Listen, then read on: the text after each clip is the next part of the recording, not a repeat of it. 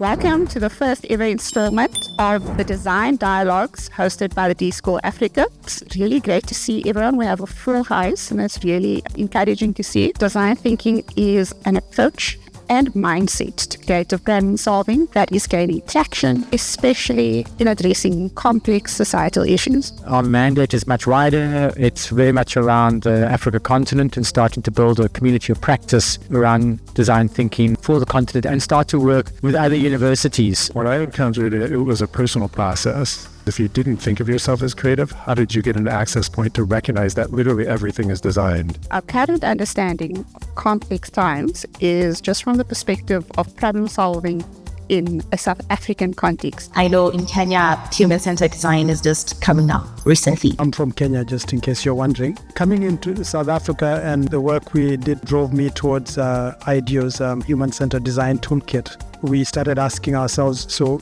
if this is a tool that works across different contexts, how do we make it uniquely responsive to the African context? My big observation around how design thinking has been a little bit more democratized is also just around like some of the tools that enable people to get into the actual practices of practicing design. From the moment that it started at the d.school pre-COVID, the way we kind of had our final projects looked a very specific way. We would do a final presentation with a lot of role play and a lot of props and a lot of acting out how something can look. One of the things that's not necessarily obvious when we try to tackle problems is we all feel the urgency of the things that need to be addressed. One way that I think is a good way for us to start is to start to acknowledge all of the narratives around how it is being practiced today from all the different parties who are practicing it in different places and in all their different capacities. Figuring out what needs to happen, but also realizing, okay, we've reached the end of our project life cycle and maybe something doesn't get implemented, and for that also to be okay. Now that we understand the